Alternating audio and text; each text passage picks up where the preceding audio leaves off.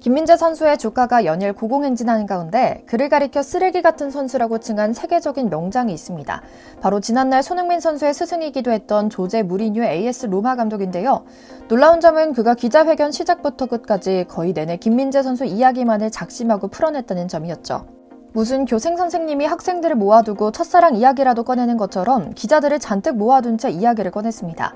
여러분들께 나폴리 선수 중 한 명의 이야기를 들려주겠다라는 흥미진진한 도입부를 시작으로 말입니다. 그렇게 만나는 적장마다 입을 모아 칭찬받는 김민재는 이날 경기에서 난투극의 주인공이 되기도 했는데요. 오늘은 지난 김민재 선수의 경기를 되짚으며 무리뉴 감독이 풀어놓은 토트넘의 한심한 비화에 대해서도 전해드리려고 합니다. 현재 언론에서는 그의 이런 폭로가 애제자 손흥민에게 보내는 어떤 메시지라고 분석하고도 있다고 하니 끝까지 시청 부탁드립니다. 잠시 저희 광화문 브리핑 구독 설정도 부탁드리고요. 무리뉴 감독은 경기 전 공식 기자회견에서 작심하고 김민재 이야기를 꺼냈습니다. 일반적으로 경기 전반에 대한 각오나 구단 운영에 대한 이야기를 하는 것이 보통이기에 이런 내용의 질문을 준비했던 기자들은 일제히 당황하고 말았는데요. 무리뉴 감독은 아주 흥미진진한 이야기를 풀어내겠다는 작정을 한 것처럼 이야기를 시작합니다. 그러면서 토트넘 사령탑 시절 손흥민의 절친이자 나폴리 스타인 김민재 영입을 강력하게 원하고 추진했으나 토트넘 구단이 이적료의 절반을 제시하며 무산된 썰을 공개했던 겁니다. 그는 구체적인 일화까지 전합니다. 나는 아이폰 페이스타임 영상통화를 통해 그 선수와 두세 번이나 이야기를 나눴다. 그도 토트넘 행을 너무나 원했고 그를 적극 추천하는 소니는 말할 것도 없었으며 나 또한 그를 강력하게 원해 구단에 그의 영입을 원한다고 직접 말했다. 그러나 토트넘은 나를 도와주지 않았다. 그랬더니 결과가 어땠나? 지금 토트넘 골을 봐라. 누구든 뛰어들어가면 수비수가 아무도 없는 것처럼 골을 넣을 수 있는 상황이다. 소니가 수비를 보고 있다는 게 말이 되는가? 라고요. 이어 말합니다. 그 선수의 이적료는 1,000만 파운드, 그러니까 한화로 약 153억 원이었는데 토트넘은 겨우 절반인 500만 파운드를 제시했다. 시장 바닥에서도 반값으로 흥적을 시도하면 몰매를 맞는다. 당시 그는 빅리그에서 뛴 경험이 없었기 때문에 700만에서 800만 파운드 선이면 충분히 딜을 성사할 수 있었다. 그러나 토트넘은 지금보다 더 돈이 없었다. 그의 반값을 제시할 수밖에 없다는 소식을 전하는 영상통화를 걸 때 나는 너무나 부끄러웠다. 그리고 지금 말한 그 쓰레기 같은 선수가 바로 여기 나폴리에서 뛰고 있는 김민재다라고요. 처음엔 좀 당황스러운 표현이라고만 생각했습니다. 워낙 독설에 능한 양반이기에 상대편 선수의 기를 죽이기 위해 또 무리한 단어를 사용하셨구만 정도로 생각했던 겁니다.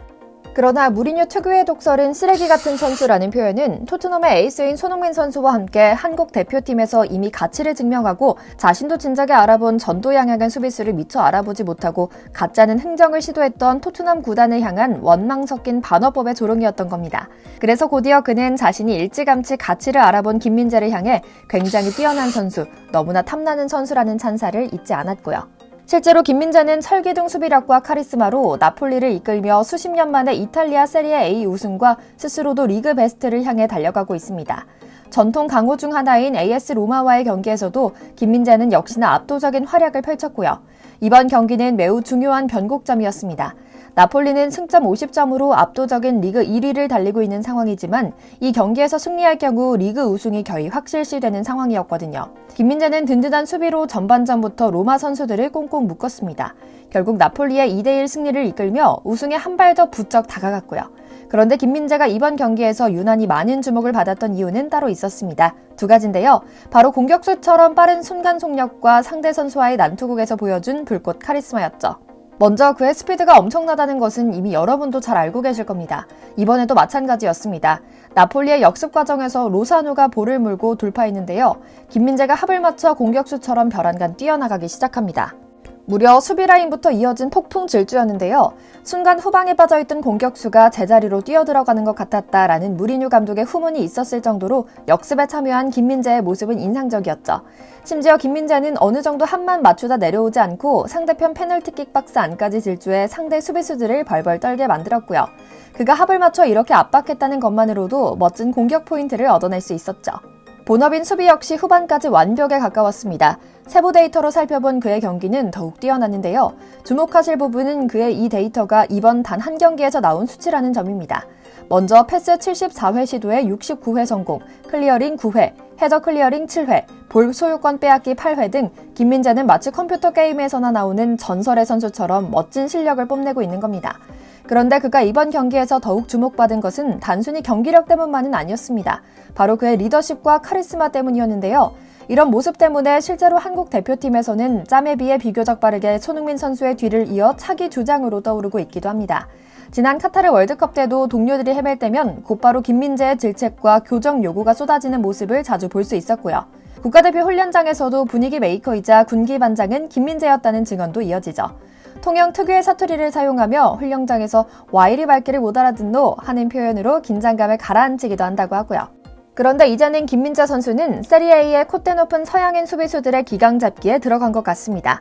그가 리그에서 주목을 받으면 받을수록 사실 그는 자연스레 상대편 선수들의 시기와 질투의 대상이 되기도 하고 기세를 꺾기 위한 필요 이상의 도발 대상이 되기도 합니다.